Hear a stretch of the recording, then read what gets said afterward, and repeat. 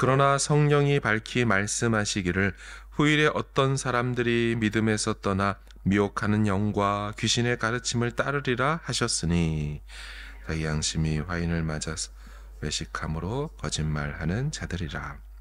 혼인을 금하고 어떤 음식물은 먹지 말라고 할 터이나 음식물은 하나님이 지으신 바니 믿는 자들과 진리를 아는 자들이 감사함으로 받을 것이니라.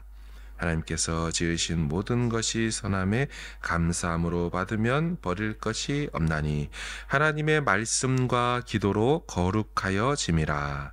내가 이것으로 형제를 깨우치면 그리스도 예수의 좋은 일꾼이 되어 믿음의 말씀과 내가 따르는 좋은 교훈으로 양육을 받으리라.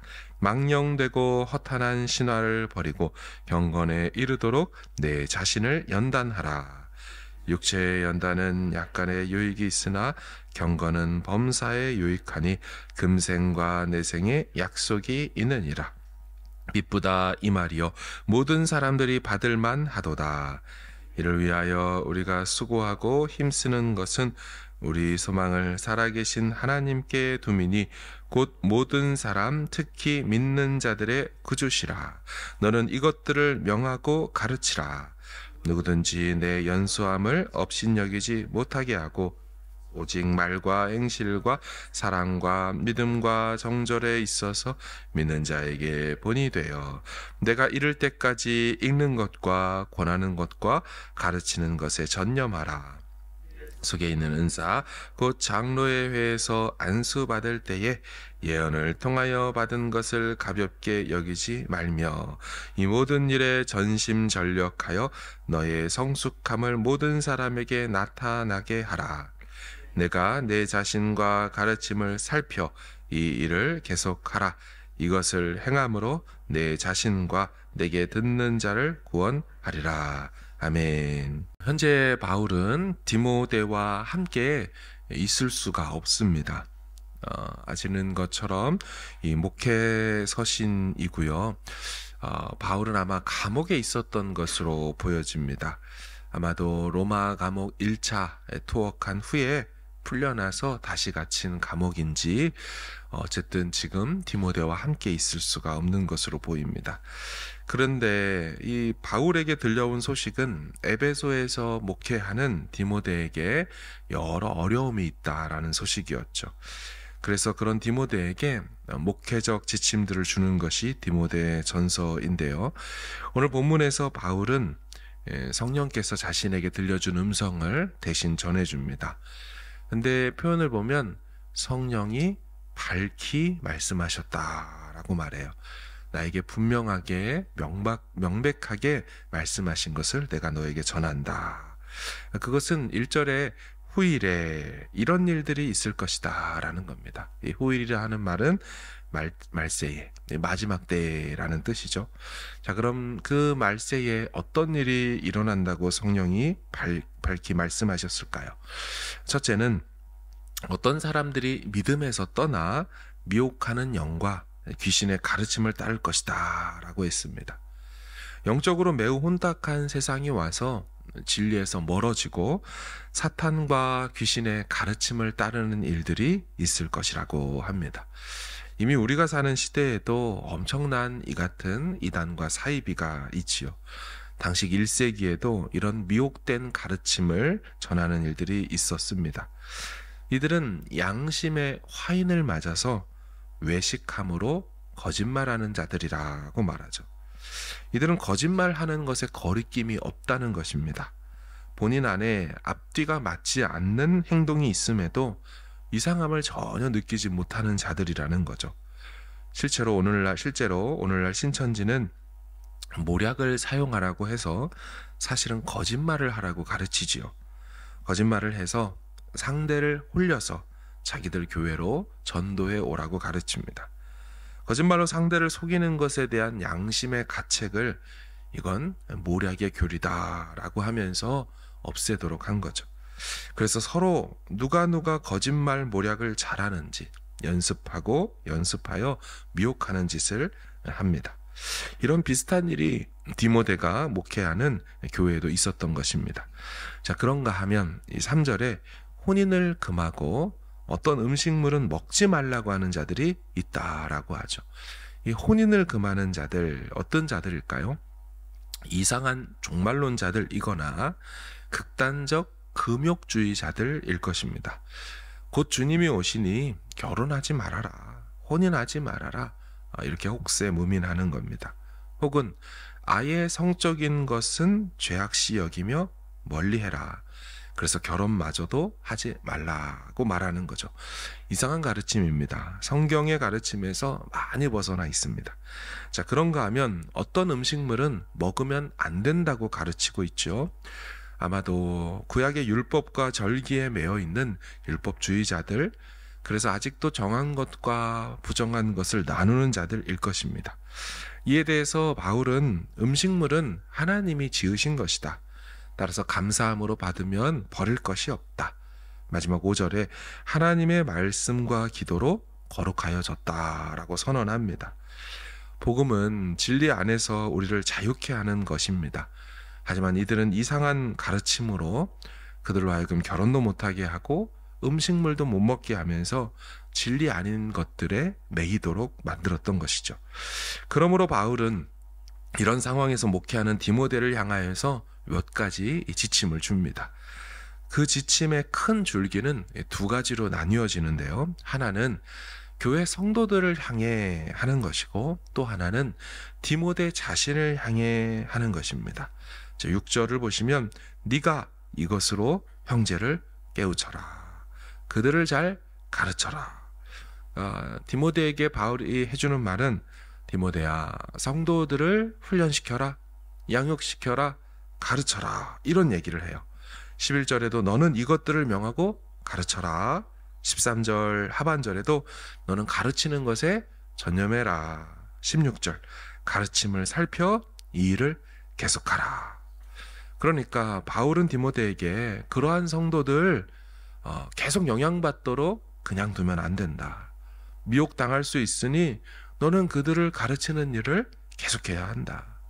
성도들을 향한 사역에 너가 전념하고 계속적으로 해야 한다. 자, 이렇게 한 카테고리로 말을 한다면, 두 번째, 지침의 다른 방향은 디모데 자신에게 하는 말로 바울이 말합니다. 쉽게 말해서 바울은 말하기를 너가 다른 사람들 가르치는 것도 너의 할 일이지만 똑같이 너 자신도 훈련시키고 너 스스로도 성숙시켜야 한다라는 것이죠. 7절 하반절을 보시면 경건에 이르도록 너 자신을 연단해라. 연단하라는 말은 훈련하라는 용어입니다. 우리 내 자신을 제자 삼아라, 이런 뜻이죠. 제자 삼는 대상이 그들 성도이기도 하지만 너 자신이기도 해야 한다라는 거죠. 자, 그리고 한글 성경에는 잘 보이지 않지만 7절에 명령형이 하나 더 있는데요.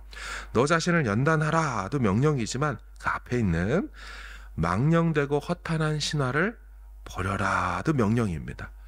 이것은 성도들에게 망령되고 허탄한 신화를 버려라 라고 말하는 게 아니고요. 2인칭 단수 명령입니다. 바울이 디모데에게 명령하는 거예요. 디모데야, 망령되고 허탄한 신화를 버려라. 언뜻 보면 디모데도 그런 것들의 영향을 받아서 그런가? 이렇게 보이지만 사실은 그렇지 않고요. 망령되고 허탄한 신화를 피하라입니다. 망령되고 허탄한 신화를 멀리해라. 그런 것에 관심을 갖거나 주의를 기울이면 안 된다라고 말해요. 그러면서 바울은 디모데에게 13절 내가 이를 때까지, 바울이 디모데에게 에베소에 도착할 때까지 너는 읽는 것과 권하는 것과 가르치는 것에 전념하라 라고 말합니다. 남을 권하고 남을 가르치기 전에 그 세 가지 중에 뭐가 제일 먼저 나옵니까? 읽는 것부터 전념하라, 이런 겁니다. 밖에서 일어나고 있는 여러 망령되고 허탄한 신화들, 세상 돌아가는 일들, 이단의 이야기들, 그런 게 뭔 일인가 하고 거기에 pay attention, 주목하고 주의를 기울이지 말고 너는 먼저 말씀을 읽는 것에 전념해야 한다라는 거죠. 경건에 이르도록 네 자신을 연단하고 말씀과 경건에 너 자신부터 먼저 전념하고 훈련해라. 영적 자기관리에 게으르지 말라고 하는 겁니다. 네 스스로를 영적 개발하고 네 스스로를 성장 성숙시키는 것이 필요하다. 당시 에베소에서 목회해야 하는 디모데는 나이가 좀 어렸나 봅니다. 그래서 성도들이든지 반대파들이든지 이상한 가르침을 하는 자들이든지 디모데를 무시했던 것 같습니다. 아이고, 저 젊고 어린 목회자가 바울 이후에 와서 그 위대한 사도 바울 다음에 와서 뭘 좀 하겠나. 이런 디모데의 처한 상황을 잘 아는 바울이 말하는 것이 디모데야, 너 스스로를, 너의 내면을, 네 안에 있는 것들을 훈련시키고 성장 성숙시켜 사람들에게 본이 되도록 해서 사람들이 너를 쉽게 무시하거나 나이가 어리다고 업신여기지 못하도록 하여라 라는 거죠. 12절을 보시면 12절, 누구든지 내 연소함을, 너의 어림을 업신여기지 못하게 하고 오직 말과 행실과 사랑과 믿음과 정절에 있어서 믿는 자에게 본이 되어라. 15절, 이 모든 일에 전심전력하여 너의 성숙함을 모든 사람에게 나타나게 하라. 바울은 디모데에게 사람들이 너를 외적인 것만 보고 판단할 수 있다.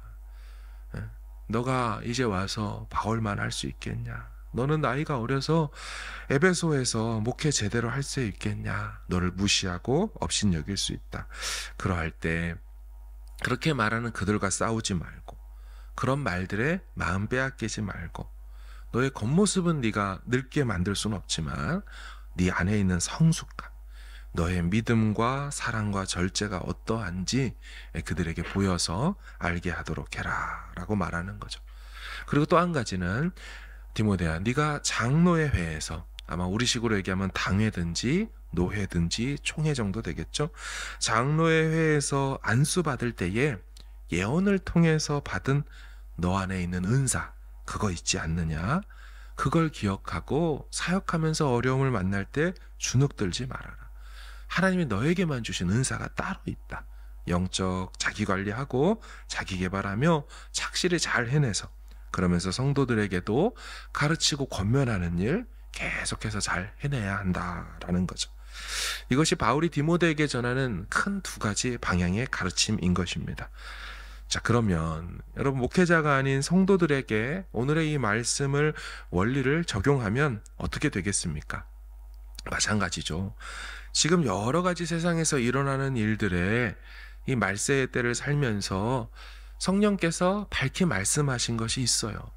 원래 세상은 그럴 것이고 하나님을 떠날 것이고 여러 가지, 미국 대선이 어떻고 한국 정부가 어떻고 세상 돌아가는 일들에 우리가 유혹받고 미혹당할 수가 있어요.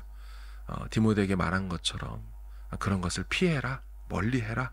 그런 거에 너무 관심 기울이지 말고 원래 세상은 그런 거다, 놀랄 필요 없다 라고 하면서 두 가지가 무엇입니까? 네가 계속 해야 하는 일을 계속해라. 그들과 그 상황과 맞서지 말고 너가 마땅히 하나님 앞에서 해야 할 것들. 디모데 교육자에게는 말씀 가르치는 일이고 진리 전하는 일이라면 성도들에게는 각자가 부르신 일터와 또 가정과 맡겨주신 직분과 사명들이 있을 거예요. 그걸 놓고 하라는 거고요. 두 번째는, 그러면서도 내 자신 훈련하기를 게을리하지 말아라라는 거죠. 사역한다면서 일한다면서 정작 세상 일에 바빠가지고 너 스스로를 훈련하고 너가 성장 성숙하는 일이 없다면 그건 잘못된 것이다 라는 것입니다. 모쪼록 수많은 거짓과 또한 죄악이 세상을 나가보면 우리 눈에는 죄악인데, 우리 눈에는 하나님이 기뻐하지 않는 건데 세상에선 그게 꿈이 되고 비전이 되었습니다. 그거 되면 멋있고 그거 얻으면 최고고, 그런 세상 속에 우리가 살고 있죠. 잘 분별하고 간파해내서 준비된 하나님의 사람으로 성령이 밝히 말씀해 주신 것, 우리에게만 주신 하나님의 그 은사들 기억하여서 하나님 날아갈 때까지 부르신 자리에서 성심을 다해 살아갈 수 있기를 간절히 주님의 이름으로 축원합니다. 아멘.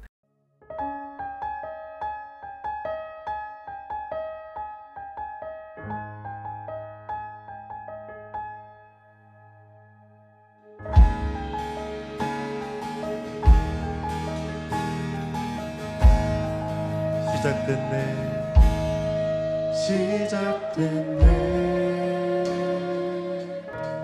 우리 주님의 능력이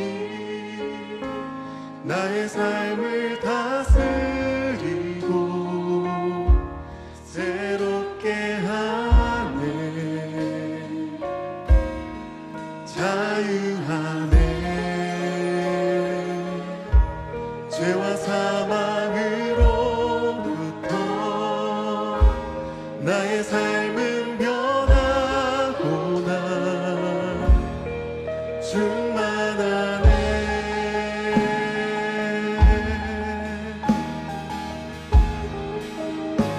시작됐네.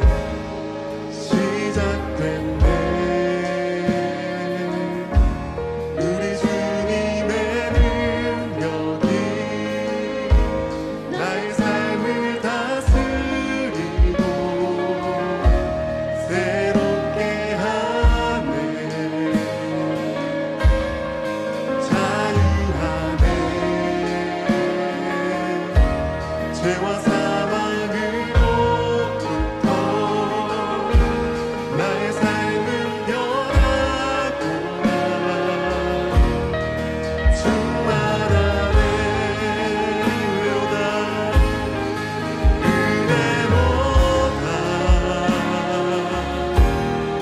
주의 은혜 한량없는 주의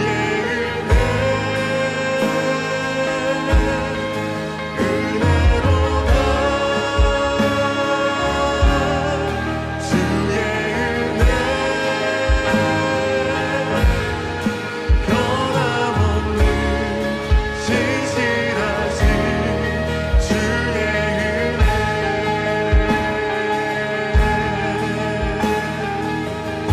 다시 한번 찬양하실 때 우리 자리에서 일어나서 주님의 은혜를 찬양합시다.